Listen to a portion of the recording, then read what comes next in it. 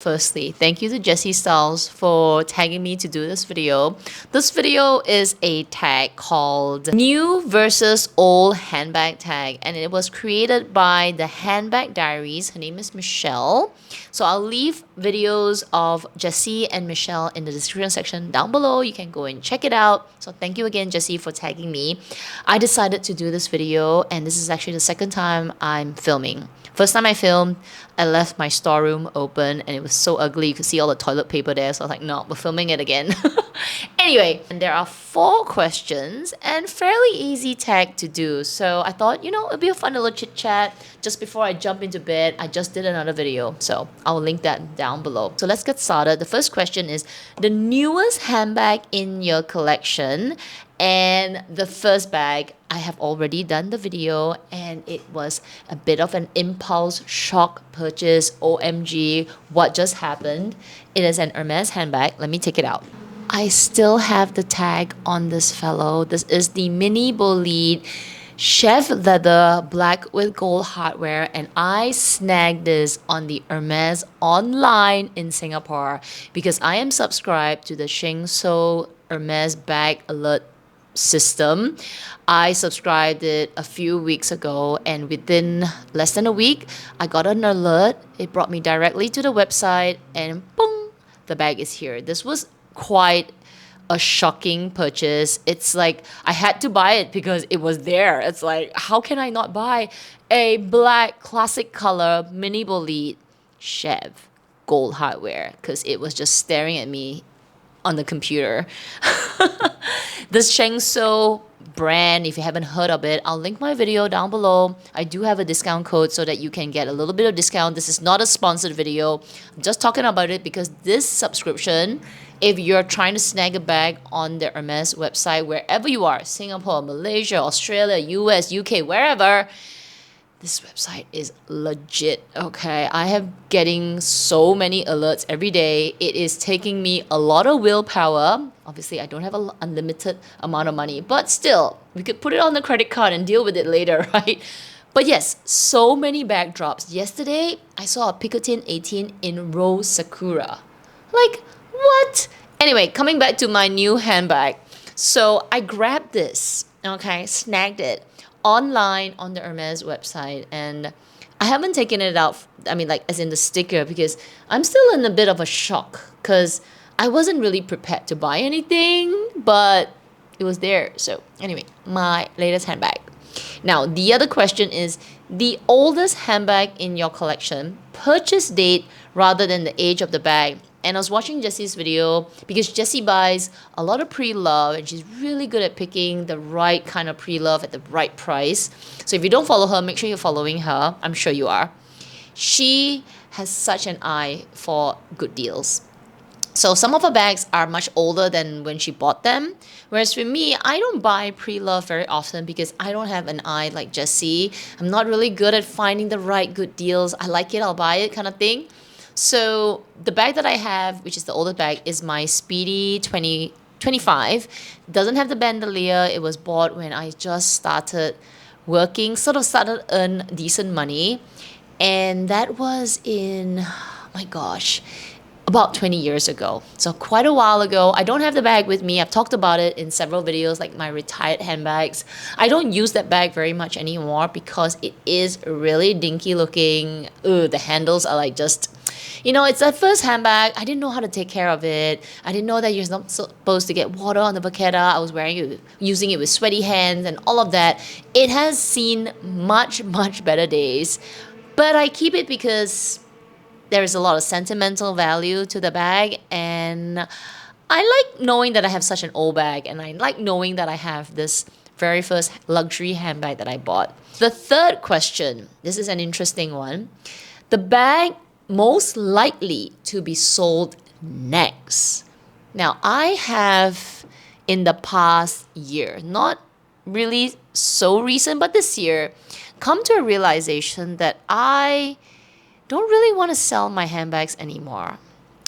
I'm feeling really like a hoarder again, but not the way I used to be. I'm feeling more that I want to keep the bags that I'm bringing into my collection because I want to be more mindful about the bags that I bring into my collection. Now, if I'm already putting so much thought into the bags that are coming into my collection, why should I be letting them go so easily? So my collection isn't super large. Of course, for people who don't collect handbags, it is a lot of handbags. It is still significant. We're talking 20 luxury handbags, maybe a couple more if I include my retired handbags and my include like my walks and all. But yeah, overall I have 20 bags that are bags or they serve as handbags. And that's a lot. Okay, that is a lot for anybody to use for the rest of their lives. And I get it. But of course, if I'm comparing to the next person, but comparison is the thief of joy. But if I were to compare with the next person, it is either a lot or not a lot, because I know some of you out there have 50, 40, 30, 100 bags, and that's okay for you. And some people only have 5 bags, and that's okay for you. For me, 20 handbags seem okay right now. And there are times where I wish I can bring it down to 5, I can bring it down to 10, and then sometimes I feel like I want 30 bags. So I don't know what's the right number, honestly.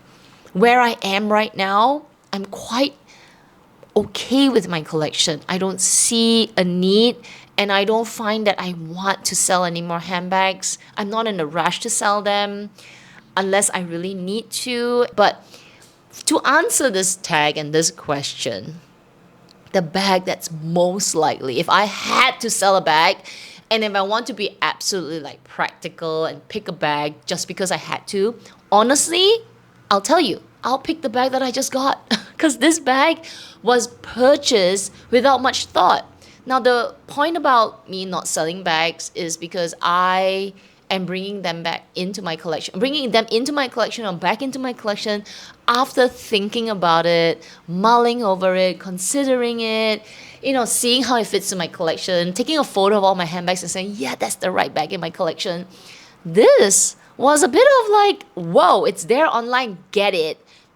I mean, I don't have much of an affinity of this bag. So yeah, if I had to pick a bag to sell, this would totally make sense. Like, just sell it, I don't know, make some money of it. I don't know. I don't even know if they make money. But, sell it for whatever I bought it for, because honestly, I don't have much affinity to this bag. Or sell the one that I have, which is this, because I don't need 2 mini bowl leads. They are exactly the same. It is more of like a trophy that I got this. I love both of them. I know they're really cute, and I would love to keep 2 mini bowl leads. But who am I to have 2 mini bowl leads? Like, do I need 2 mini bowl leads? I'm quite a logical person. I have a hoarder tendency, and I feel like, oh my gosh, I need bags. But I'm logical as well, because maybe I'm a Pisces. I can think logically, but I'm also a dreamer, that kind of personality. So my logical person is saying, do you need 2 bags? And my dreamer Pisces was, oh my gosh, I need 2 bags. Of course I need 2 bags. I mean, like, who doesn't need 2 mini bolides? That's me, fantasy me, right? Yeah, but if I had to pick a bag to sell, I would obviously consider these because, yeah, logically, I just need one and enjoy it. So that would be one that would be sold if I had to sell one. Then the final question is the handbag currently on the top of your wish list. Oh my goodness, there are so many bags that I want to bring into my collection, and that is my Pisces dreaming of a fantasy lifestyle. Let's just talk about all the bags, because there is no top of the wish list. All of them seem to be fighting for the top spot any day. Today is this one, tomorrow is that one. It's all like at the top there. So we'll just lump them up together. So let's talk about the first one. The first one is another Birkin 25. I know, I'm just talking about 2 mini bolides, and here I am fantasizing about the third Birkin.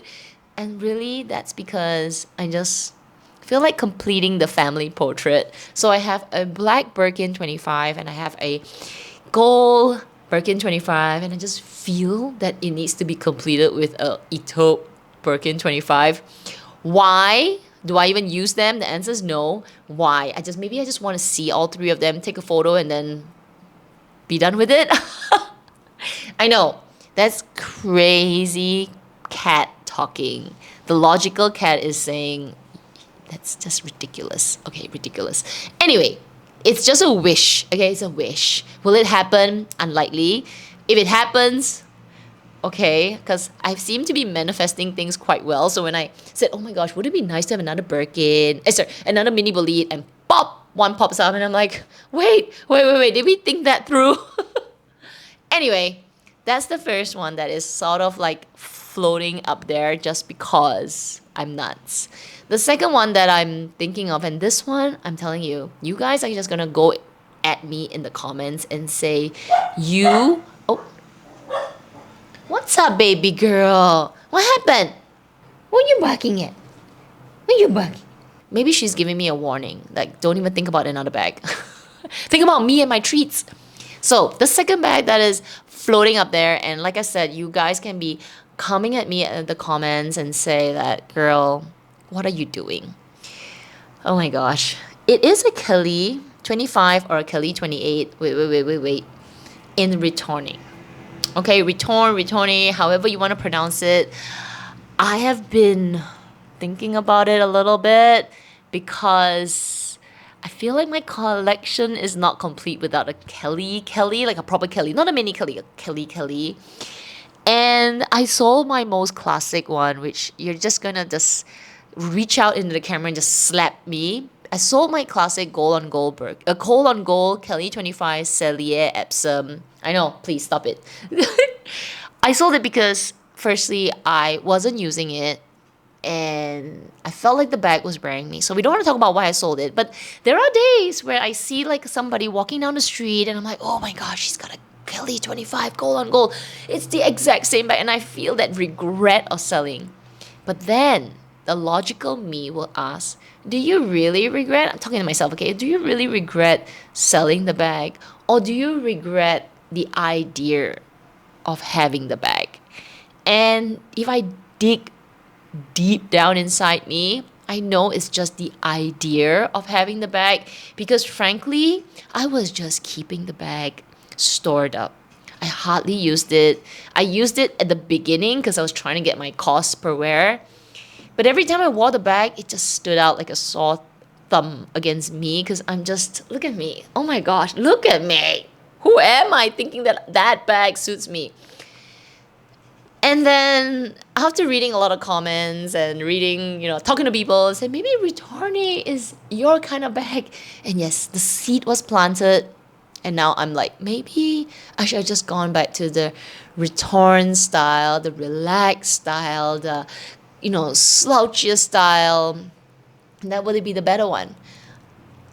So yeah, here I am thinking about getting either a KatL 25 or a KatL 28. I'm actually open to a KatL 28. I had the KatL 32 and it was much bigger. But either two of these sizes, 25 or 28, might work out for me because I like the Birkin because it's a slouchy, it's very classic, it's very relaxed. Just have this good feeling about it. But then again, I could be still fantasizing about a life that I don't lead and I'm just collecting. But anyway, you're just asking the question, top of the wish list, and that's the one on the top of the wish list. Final one on the top of the wish list, and maybe this one is a bit of a nostalgic purchase, is the Bottega shoulder bag. The bag that we talked about during a luxury live show where I shared about the Bottega Spring Summer Collection 2026. And oh my gosh, that gray hobo bag is so gorgeous. Now, I was just watching IMGPS's video. I think he was talking about his recent style. It's kind of like a styling video. And he said the word hobo is actually quite derogatory. And at the back of my head, when I first heard the word hobo, this was years and years ago, I didn't think it was quite derogatory. I was like, ooh, hobo. Who calls something hobo? And hobo is if you Google it or you Wikipedia it, it actually has quite a historical meaning behind it.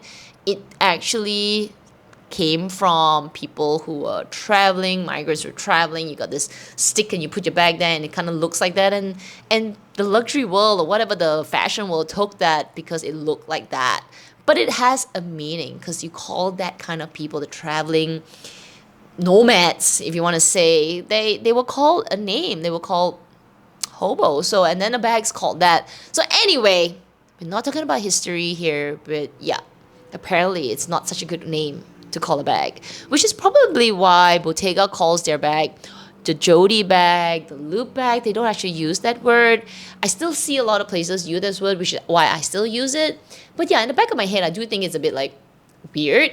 Anyway, I'm gonna stop using that word, and I'm gonna call it just the shoulder bag, that bucket looking shoulder bag, which is a U shape. We'll find a name for it, okay? Like the So Kelly, the Jody, the Loop, whatever it's called. I'm just waiting for Bottega to come out and re-release that bag. And yes, I'm very, very tempted. The gray is calling me. The other colors are also calling me. That's kind of on my wish list to check out. Do I need it? Not really. Do I want it? Kinda. Am I buying it for myself because I need it? Not really. Am I buying it because I am fantasizing of something? Probably.